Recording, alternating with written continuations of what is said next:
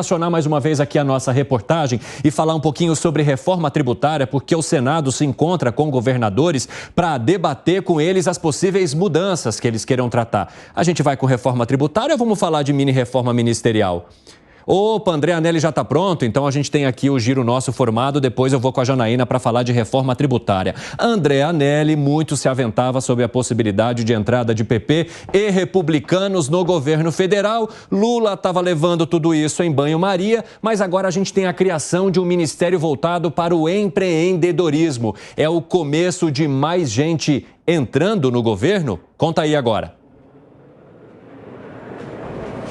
Exatamente isso, e conforme nós já havíamos antecipados, né, Evandro? A criação desse novo ministério da pequena e média empresa, essa criação desse novo ministério já havia sido antecipada pela nossa reportagem há pelo menos 2 semanas, viu? A intenção do governo federal é entregar a pasta ao Progressistas, o PP, provavelmente representado nesse caso pelo deputado federal André Fufuca. Atualmente, as atribuições dessa nova pasta são do Ministério da Indústria, Comércio e Serviços, do vice-presidente Geraldo Alckmin. Lula justificou na live de hoje que a criação do ministério é motivada pelo aumento da vontade da população em empreender. Mas, nos bastidores, tem sido evidente que o governo tem encontrado dificuldade para acomodar o Progressistas na esplanada, portanto, essa nova pasta ajuda a solucionar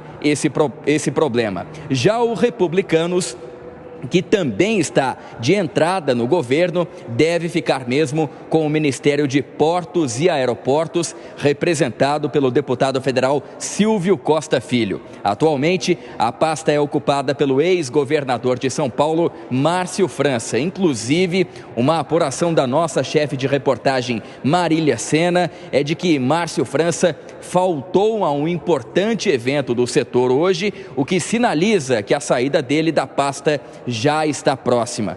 Ontem eu também conversei com o líder do governo no Senado, Jacques Wagner. Ele disse que se o presidente Lula não anunciar a reforma ministerial até quarta-feira, ou seja, até amanhã, vai ser preciso adiar de novo esse anúncio por conta da próxima viagem, que será ao Piauí, para o anúncio do programa Brasil Sem Fome. Inclusive, nessa ocasião, Lula vai estar acompanhado do atual ministro do Desenvolvimento Social, Wellington Dias, no que é visto como um indicativo de permanência dele no cargo.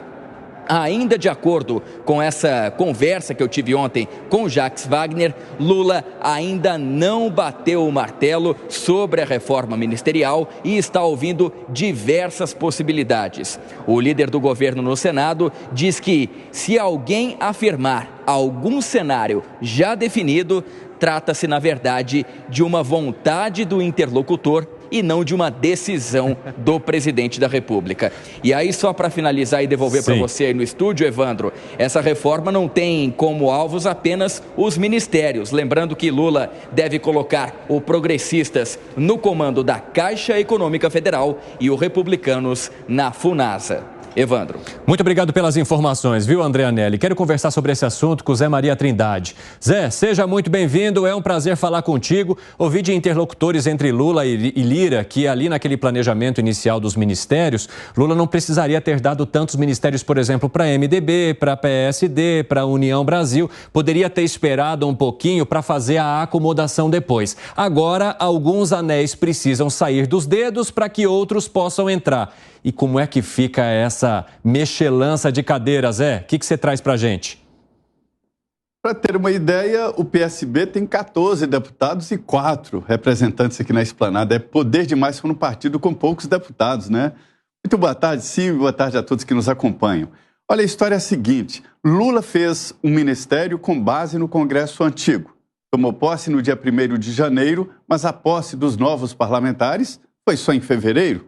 E veja bem, a renovação foi de mais de 40%, ou seja, Lula fez um ministério mirando um Congresso que já não existe hoje. A compatibilização é necessária.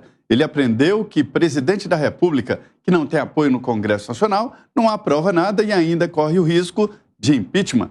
E é atrás disso que Lula quer, uma espécie de seguro contra impeachment. Ele quer o PP e o Republicanos no governo. Está disposto a pagar qualquer coisa. Esses partidos do Centrão estão em crise de abstinência, fazem da política um negócio, precisam exatamente do poder para fazer os negócios, ou seja, ganhar dinheiro. Esta é a estratégia do Centrão e a estratégia de Lula é exatamente se aproveitar disso. O Centrão Sim é como um aplicativo de transporte. Pega um presidente de um lado, leva para o outro tranquilamente, mas cobra por esta transferência. E é assim que a política vai andando por aqui.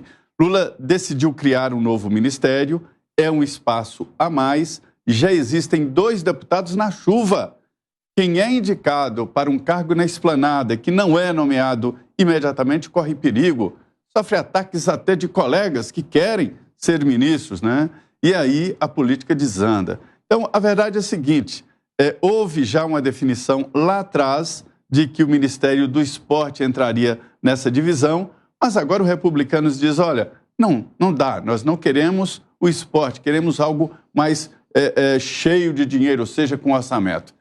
O que dificulta a decisão do Lula é o grupo interno, os partidos, o PT e o PSB, que não querem ceder espaço por aqui. Olha, Simi, ninguém gosta por aqui de largar o osso não, viu? Tá bem preso nos dentes, né, Zé? Obrigado por esse bate-papo, pelas comparações que você faz, porque isso ajuda a entender todo esse cenário, principalmente você que acompanha o bastidor tão de perto. Até já, Zé.